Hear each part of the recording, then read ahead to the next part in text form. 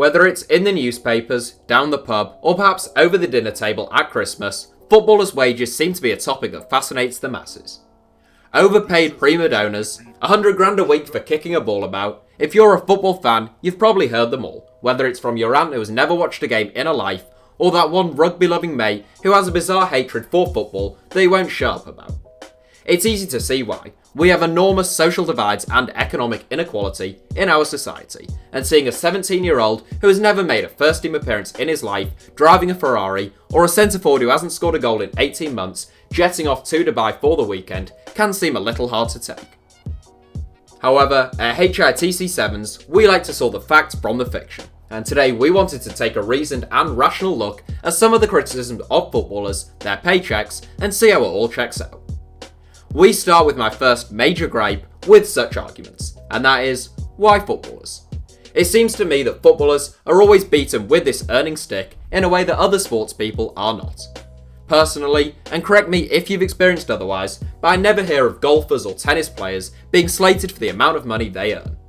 According to Forbes, Floyd Mayweather was the best paid athlete in the world between June 2017 and June 2018, and the bloke only had one fight against a guy who had never boxed before in his life.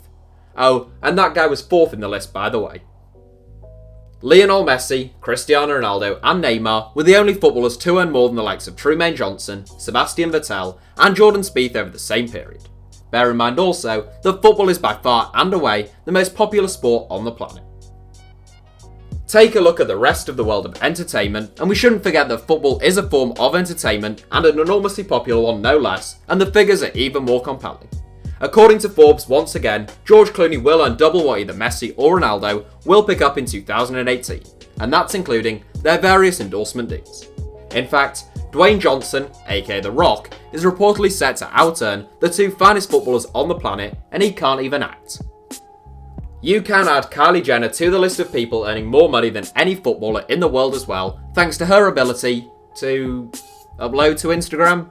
In fact, the billion-dollar Kardashian family empire has been built on no discernible talent whatsoever, other than self-marketing, I suppose. If we leave the world of entertainment and move on to bankers and big business, things get even more ridiculous, with individuals who earn more than the entire business of football in a single year. At this point, with so many salaries that dwarf those of footballers to the point of making them essentially irrelevant, it does seem bizarre that the industry attracts such criticism. You'll sometimes hear it said, as we mentioned in the intro, that footballers just kick a ball about, which is of course part of their job description, but one can reduce just about any job down to such oversimplified terms that it seems ridiculous. A golfer, for example, just hits a ball with a club. Jeff Bezos just makes a couple of decisions every day, and Ed Sheeran just hits a guitar with his hand and uses his lungs to create air pressure which vibrates vocal folds to produce audible waves. Why should they all be paid so much for such simple and easy tasks? Yeah, so that's one argument that we can put to bed pretty quickly as being patently absurd. Another which you'll often hear is footballers being lumped in with the argument about doctors and nurses not earning enough money. This one tends to be most pronounced in the aftermath of England crashing out of a World Cup or European Championships, in England at least, with some going so far as to say that doctors and nurses should earn more than players.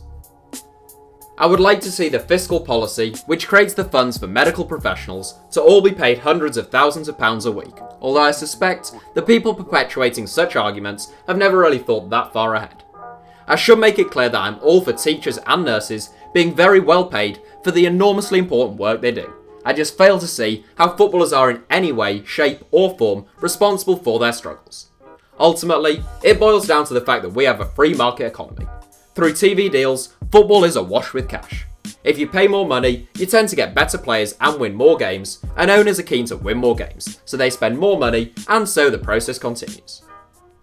Now, in an ideal world, football wouldn't be so extortionately expensive, both to watch on TV or at stadiums. However, in its current form, where would people rather that money go?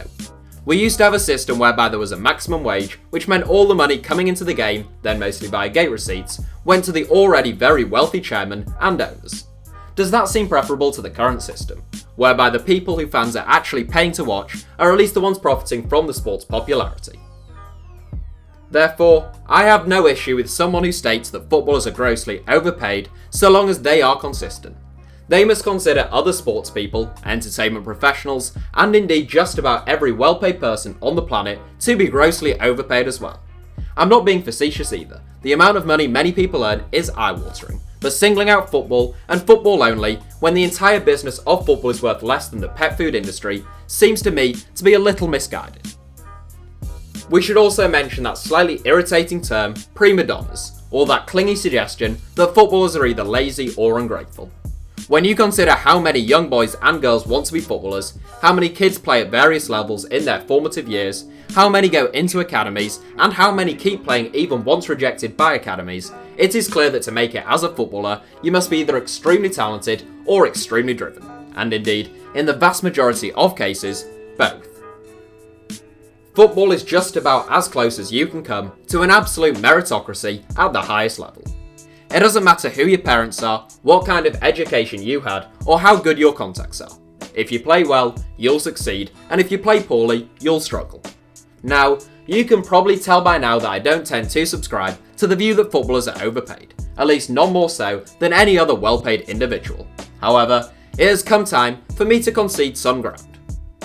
The first argument against footballers earning so much money, which holds some weight, is that there are far too many bang-average footballers on greatly inflated pay packets. Personally, I have no gripes with the Messis, Ronaldos, and Neymars of this world being rewarded handsomely for what they bring to a football pitch. Someone like Mika Richards, on the other hand, who hasn't played a game of football in over 2 years and hasn't played well since about 2011, still earning a supposed £50,000 a week, I'm happy to admit that that seems wrong. However, I'm not really sure how you could safeguard against that. My other point of concession though, which is in regards to very young players, is one where action probably could be taken. Players as young as 15 or 16 already being guaranteed over £1 million in earnings at an age when no one can be sure they'll even have a career in the game is reckless, and invariably it can lead to what are basically still children losing focus, drive and desire, and often do far more damage than good. Clubs are always going to want to attract the best young talent, but there must be a way in which this money goes into a future trust fund so a teenager can earn a substantial, but not completely outrageous amount of money prior to even having played a first team match. To conclude, do high-level footballers deserve their top-tier wages? Well, unless you believe other highly skilled professionals in well-rewarded industries don't either, then I'm afraid you have to concede that they do. I sometimes wonder if it is because the vast majority of footballers come from poor and working class communities that has left them open to attack for earning vast sums of money. Whatever it is, it's this humble YouTuber's opinion that the arguments about footballers' wages are really a bit of a non-issue. This is the first of a new style of slightly more opinion-based and feature-type video that we might look at doing as we head into 2019, even if it's only 1 or 2 of them a month. So let us know if there are any issues that you'd like to see us cover and talk about in the comments. So that's it for today's Not Actually a 7. As always, let us know any new video ideas you'd like to see from us in the comments. Thanks for watching, give us a like if you enjoyed the video, and feel free to subscribe and turn on notifications for HITC Sevens for more from us.